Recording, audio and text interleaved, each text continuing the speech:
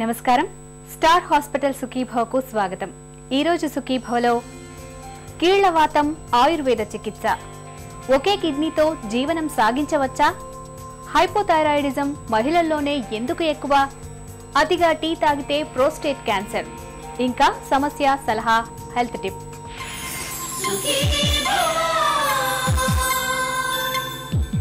వయసుతో పాటు కీళ్లు అరిగిపోవడం, కీళ్లలో నొప్పులు, మంటలు, పోటెత్తడం మనకు తెలుసు. కానీ వయసుతో నిమిత్తం లేకుండా కొంతమందిలో కీళ్ల నొప్పులు కనిపిస్తుంటాయి. ఉదయాన్నే కీళ్లన్నీ బిర్ర బిగుసుకుపోయి ఒక పట్టాన సడలకుండా వేధిస్తుంటాయి. తేలుకుట్టిన చందంగా శరీరంలో మొత్తం కీళ్లన్నీ నరకాన్ని చూపిస్తుంటాయి. ఈ రకమైన కీళ్లవాతాన్ని రుమటాయిడ్ ఆర్థరైటిస్ గా పిలుస్తారు. ప్రత్యక్ష నరకాన్ని తలపించే రుమటాయిడ్ ఆర్థరైటిస్ కు ఆయుర్వేదంలో లభించే చికిత్సల గురించి ఇప్పుడు తెలుసుకుందాం.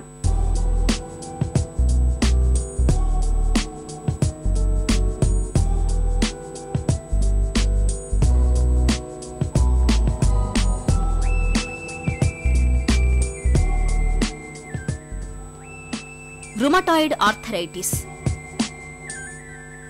దీన్నే మనం కీళ్లవాతంగా చెప్పుకుంటాం. శరీరంలో చోటు చేసుకునే ఒక రకమైన ఆటో ఇమ్యూన్ వ్యాధి ఇది. స్థూలకాయం, వయోభారం, కీళ్ల అరుగుదల ఇవేమీ లేకుండానే కీళ్లలో నొప్పులు పోటెత్తుతుంటాయి. ఉదయాన్నే కీళ్లు బిర్ర బిగుసుకుని ఒక పట్టాన సడలకుండా వేధిస్తుంటాయి. తేలుకుట్టిన చందంగా శరీరంలో మొత్తం కీళ్లన్నీ నొప్పులతో నరకం చూపిస్తుంటాయి. మోకాళ్లలో ఈ మంటలు మరింత తీవ్రంగా ఉంటాయి. రుమటాయిడ్ ఆర్థరైటిస్ అనే సమస్యని ఆయుర్వేదంలో ఆమవాతంగా చెప్పారు. ఇది మన శరీరంలో కొన్ని ధాతువులు తగ్గడం ద్వారా, అంటే ఏదైతే ఇమ్యూన్ ప్రాబ్లం ఉందో అది తగ్గడం ద్వారా ఆ శరీరంలో వాపులనేవి పుట్టి నొప్పులనేవి వచ్చి ఆ కీళ్ళు ఎఫెక్ట్ అయ్యి శరీరం అంతా ఎఫెక్ట్ అవుతుంది. కాబట్టి దీనిని ఒక దీర్ఘకాల వ్యాధి కిందను, అలాగే ఒక్కొక్క సమయంలో ప్రాణాంతకంగా కూడా చెప్పడం జరుగుతూ ఉంటుంది. కాబట్టి దానికి సరిపడా చికిత్స స్టార్టింగ్లోనే తీసుకుంటే మంచి గుణం ఉంటుంది. ముఖ్యంగా ఏంటంటే ఆహారం విషయానికి వచ్చేసరికి వీళ్ళు మటను, చికెను, అలాగే అరగని పదార్థాలు, బిర్యానీ అలాంటివి తీసుకోకూడదు. త్వరగా అరిగే ఆహార పదార్థాలు తీసుకోవాలి. అలాగే బయట దొరికే ఆహార పదార్థాలు తీసుకోకూడదు, ఎందుకంటే అవి ఇమ్యూన్ సిస్టమ్ని ఎఫెక్ట్ అవుతాయి. కాబట్టి మళ్ళీ వాపులు ట్రిగరింగ్ ఫ్యాక్టర్ అవుతుంది, వాపులు పెరుగుతాయి. అలాగే వీళ్ళకి రక్త పరీక్షలు చాలా ఇంపార్టెంట్, ఎందుకంటే రక్త పరీక్షల ద్వారా ఏ స్టేజ్లో ఉంది అంటే ముఖ్యంగా ఈఎస్ఆర్, సి రియాక్టివ్ ప్రోటీన్, అలాగే రక్తం హెచ్బి పర్సెంటేజ్ కూడా తగ్గిపోతూ ఉంటుంది. కాబట్టి ఏ కారణం చేత తగ్గుతుందన్న చూసుకుని దాని ప్రకారం ఆహార నియమాలు పాటించాలి. ఆహారం విషయానికి ముఖ్యమైనది ఏంటంటే దానిమ్మ చాలా మంచిది వీళ్ళకి, ఎందుకంటే దానిమ్మ తినడం ద్వారా వీళ్ళకి రక్తం పెరుగుతుంది, అలాగే ఇమ్యూనిటీ పెరుగుతుంది, యాంటీ ఆక్సిడెంట్స్ అధికంగా ఉంటాయి. కాబట్టి ఇది చాలా చక్కటి ఆహార ఔషధము. అలాగే ఆహారం వీళ్ళు కొంతమంది మామూలు అన్నం లాంటిది కూడా మానేస్తూ ఉంటారు. అలా చేయకుండా దంపుడు బియ్యం లాంటివి తీసుకోవడం ద్వారా మంచి గుణం ఉంటుంది. ఇంకా వ్యాయామం విషయానికి వచ్చేసరికి అరుగుతున్నప్పుడు ఎముకలు వ్యాయామాలు చేయకూడదు. ముఖ్యంగా బాగా నడవడము, అలాగే ట్రెడ్మిల్ లాంటివి చేయకుండా మామూలుగా సాధారణమైన వ్యాయామాలు చేయడం ద్వారా కొంత గుణం ఉంటుంది. కీళ్ల నొప్పులు వేధిస్తున్నప్పుడు రోజువారీ జీవనం దుర్భరంగా మారుతుంది. వాపు, నొప్పి మూలంగా కీళ్లలో కదలికలు కష్టం కావడంతో కూర్చోవడం, లేవడం, నడవడం వంటి దైనందిన కార్యక్రమాలన్నీ అతి కష్టమైన వ్యవహారాలుగా మారిపోతాయి. ఉదయాన్నే లేవగానే కొంతమందికి కాళ్ళు, చేతుల్లోని కీళ్లు బిగుసుకుపోయి ఉంటాయి. కీళ్ల భాగంలో వాపు వచ్చి బాగా నొప్పిగా ఉంటుంది. వయసుతో పాటు కీళ్లు అరిగిపోవడం, అధిక బరువు, స్థూలకాయం ఇవన్నీ కీళ్ల నొప్పులకు ఆజ్యం పోస్తుంటాయి. కీళ్లలో నొప్పులు పోటెత్తుతున్నప్పుడు ఉపశమనం కోసం ఆయుర్వేదం తనవైన కొన్ని ప్రత్యేక పరిష్కారాలను చెబుతుంది.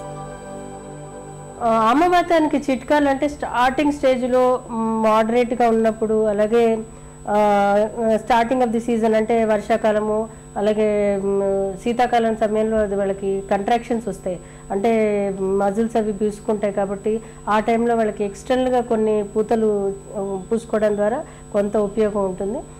ముఖ్యంగా ఏంటంటే ఈ ఆమవాతంలో సొంటిని చక్కటి ఔషధంగా చెప్పడం జరిగింది, ఎందుకంటే ఈ సొంటి అనేది వాతాహార ఔషధము, అలాగే వాతాహార ఆహారం కూడాను. అయితే సొంటిని మన ఆహారంలో భాగంగా ప్రతిరోజు తీసుకోవడం ద్వారా వాపులు తగ్గుతాయి. అలాగే మీరు ఉసిరిక పొడిని అలాగే పసుపుని కలిపి తీసుకోవడం ద్వారా, ఎందుకంటే పసుపులో కూడా యాంటీ ఇన్ఫ్లమేటరీ ప్రాపర్టీస్ ఉంటాయి, సో అది కూడా తీసుకోవడం ద్వారా, అంటే రెండు సమానంగా తీసుకుని పాలలో కలిపి తీసుకోవడం ద్వారా కొంత ఉపయోగం ఉంటుంది. అలాగే మనకి విషముష్టి అనేది గింజలు దొరుకుతాయి మనకి. ఆ విషముష్టి గింజల్ని నూనెలో బాగా ఉడికించి, అంటే వాటిని ఫస్ట్ మామూలు నీళ్ళలో ఉడికించి వాటిని కచ్చాపచ్చగా దంచి మళ్ళీ అందులో నూనె వేసి నూనె మిగిలే వరకు కాచి ఆ నూనెని మోకాళ్ళకి రాస్తూ ఉంటే కూడా మంచి గుణం ఉంటుంది. ఎందుకంటే ఇది విషముష్టిలో యాంటీ ఇన్ఫ్లమేటరీ ప్రాపర్టీస్ ఉన్నాయి. అలాగే విషముష్టి నూనె కూడా మీకు మార్కెట్లో దొరుకుతుంది, అది కూడా తీసుకొచ్చి మీరు రాసుకోవచ్చు. దాని ద్వారా కూడా నొప్పులు చక్కగా తగ్గుతాయి.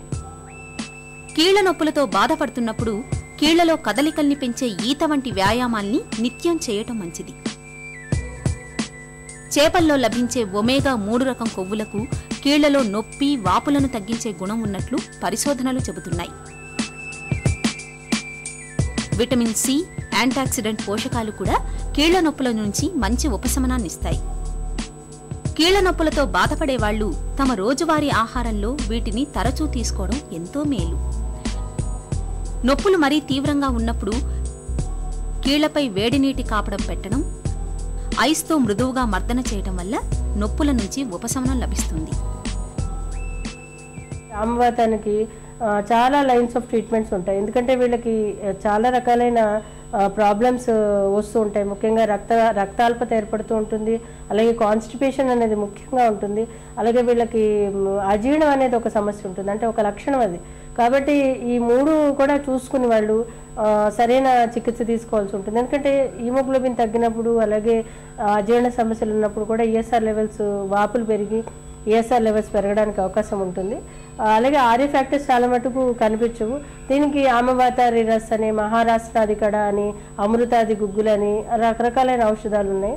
అవన్నీ కూడా రోగి యొక్క బలాన్ని బట్టి, రోగ బలాన్ని బట్టి చికిత్స చేయడం జరుగుతూ ఉంటుంది. కీళ్ల నొప్పులతో బాధపడుతున్నప్పుడు చాలా మంది కీళ్లను కదిలించకుండా ఉంటారు. కీళ్లను కదిలించకపోతే అవి మరింతగా బిగుసుకుపోతాయి. కీళ్లను కదిలిస్తూ ఉంటే అవి బిగుసుకునే అవకాశాలు తగ్గుతాయి. కండరాలను బలోపేతం చేసే వ్యాయామాలను ప్రతినిత్యం కనీసం అరగంట పాటైనా చేస్తుంటే నొప్పుల నుంచి మంచి ఉపశమనం లభిస్తుంది.